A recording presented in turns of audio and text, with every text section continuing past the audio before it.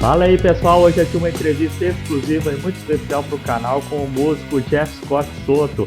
Ele já teve passagens aí com o guitarrista Ing Malmsteen, a banda Talisman, a banda Sons of Apollo, e hoje ele depositou esse tempo aqui no meu canal, entrevista exclusiva especial com o cantor Jeff Scott Soto. Não se esqueçam de ativar as legendas do YouTube aqui embaixo no cantinho direito da tela, ative as legendas para você acompanhar melhor esse vídeo, valeu? Quero iniciar agradecendo muito o apoio, a confiança e o tempo dedicado aqui pelo meu canal. Muito obrigado, Jeff. Oi, tudo bem? Como estás? How you doing? It's Jeff Scott Soto here. I want to start this interview by thanking my new friend, Canaldomantena, for reaching out and asking me to do this. I'm happy to be part of your channel. I'm happy to do this interview with you, and I hope your numbers grow, and I hope you become a bigger journalist and have a big podcast so rock stars around the world and fans around the world can share your work. Jeff, eu queria que você iniciasse falando um pouco do início da sua vida musical, né? Como ela começou e quem lhe apresentou os primeiros álbuns de rock na sua vida.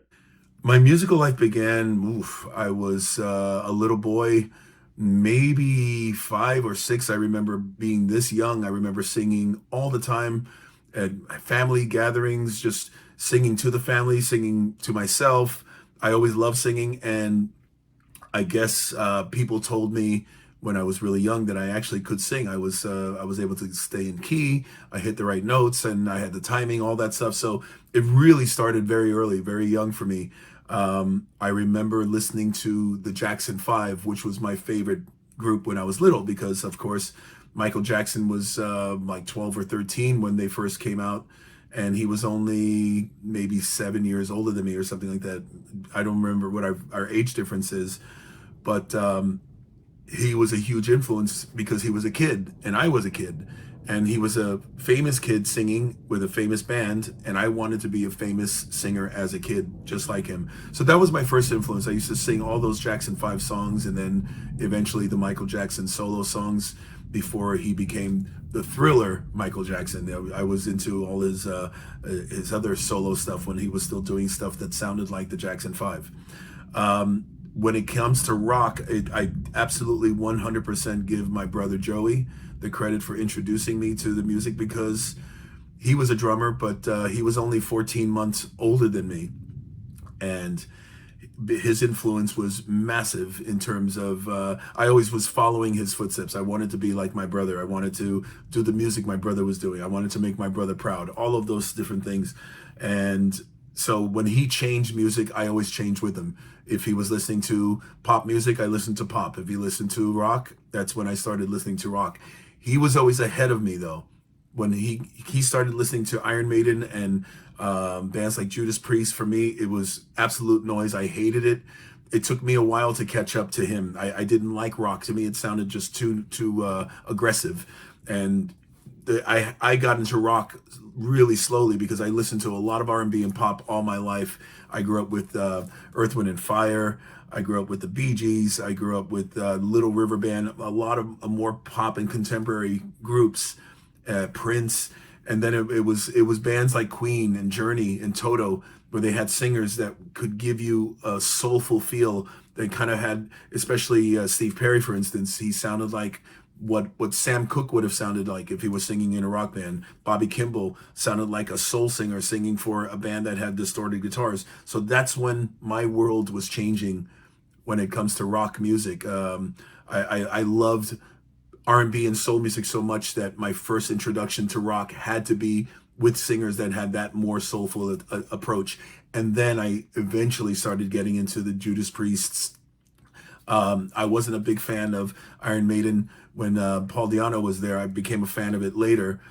But I began being a fan of Iron Maiden when Bruce Dickinson joined the band, because to me he was more like a Ronnie James Dio kind of singer. He was a singer, and Ronnie was the pioneer. He was the one that influenced everybody when it came to really, really strong, great singing. Not to say Ozzy wasn't an influence, or some of the other bands from that time and that style of rock, but everybody knows that Ronnie James Dio was the godfather of that style of singing, and he influenced so many people, including myself. And to be honest with you, when I joined Yngwie, I was only 18 years old. I felt my voice was still maturing. It wasn't what it was eventually going to become. So I didn't really feel I had an identity yet. And I thought, if Yngwie doesn't, he's not, if he's not convinced that I'm doing his music with the right passion, I'm going to lose the gig. So in my head, I was trying to sound like Ronnie Dio and trying to sound like Bruce Dickinson in my presentation of what I was doing for his music. I don't sound like them at all. And when you listen to those records, it doesn't sound like I'm trying to be them, but that's in my head. I was trying to use those voices as my influence to singing bass music. And that was the kind of the beginning of me finding my own style. As influências musicais são muito importantes, né, na vida de um cantor, na vida de um músico. Fala pra gente quais são suas maiores influências musicais hoje no mundo. Well, Prince will always go down as the number one. Well, not number one. He's definitely at the top. Freddie Mercury, I think, would have to be number one. I have many number ones. Steve Perry is there as far as a singer. As a band and as a guitar player, Nuno Bettencourt and Extreme. I'm very influenced by this band. I'm very influenced by what Nuno and those guys do. But as far as influencing me, I have to say Freddie, because there's only one singer that and only one band that covered everything.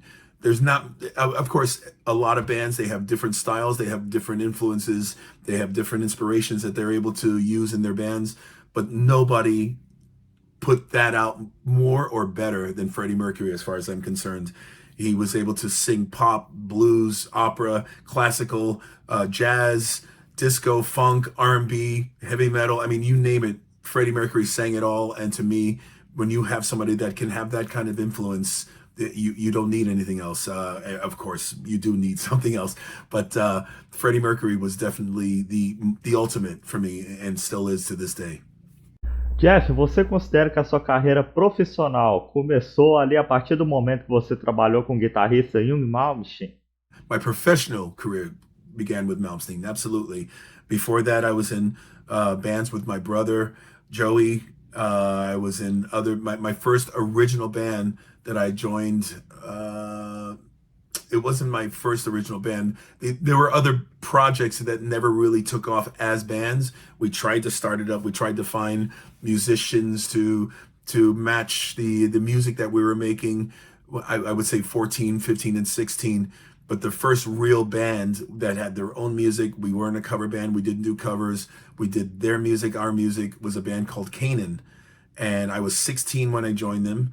I was 18 when the band split up. And no, I was 17 when the band split up. And the demo that I sent to Yngwie for the audition was the band Canaan, K-A-N-A-N.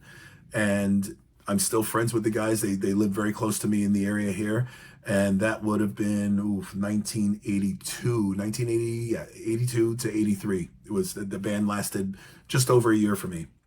So that was, but the very first professional musician gig was Yngwie Malmsteen.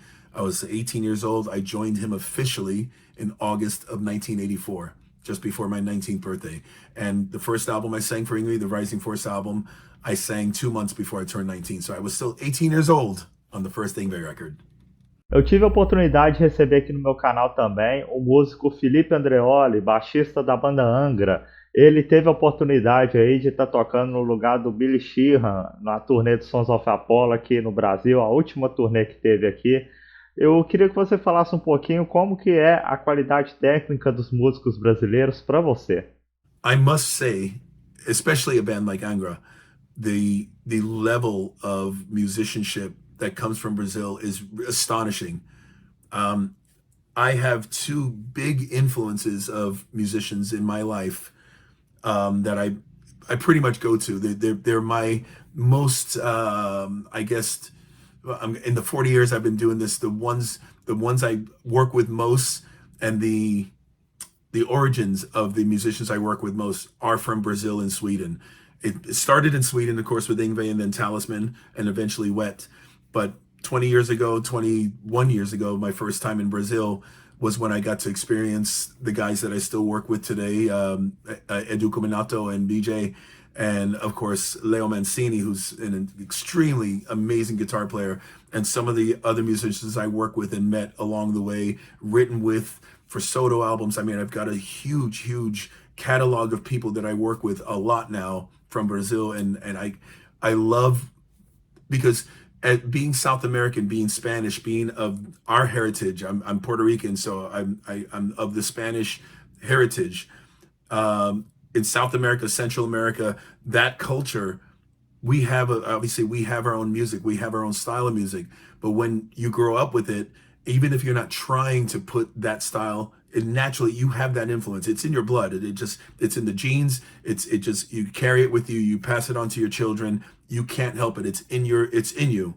So when you're doing heavy metal or hard rock music, you're kind of, even though you don't think you're doing it, you're putting that influence in somehow, some way. It's going to happen. It just does happen. And this is why I think my voice and what I do, even as a hard rock singer from America, people know that there's just a little different than somebody who's not from a Spanish ascent, of descent, sorry.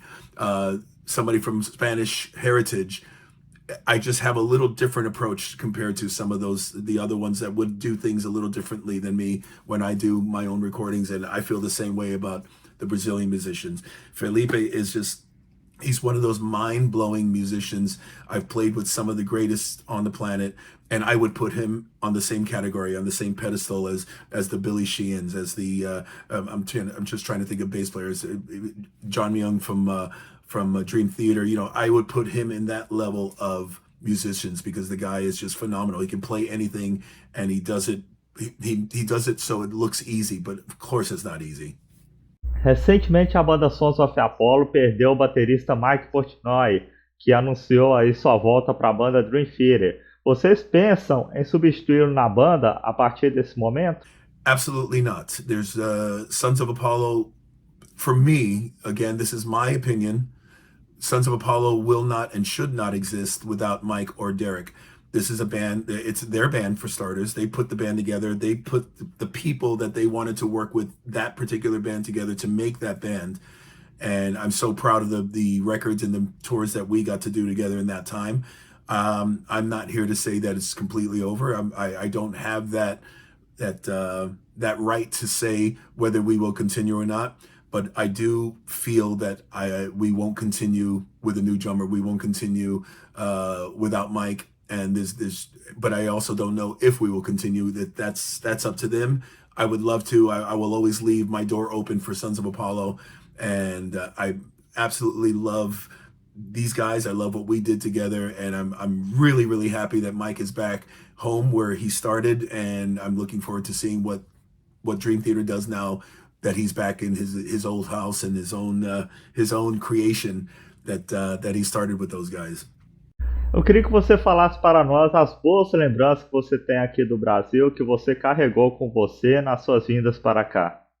Every time I come to Brazil, I get new memories. I have new fond memories, things that will always be, when you live your life, you always have those things you think about years later. I remember when that happened.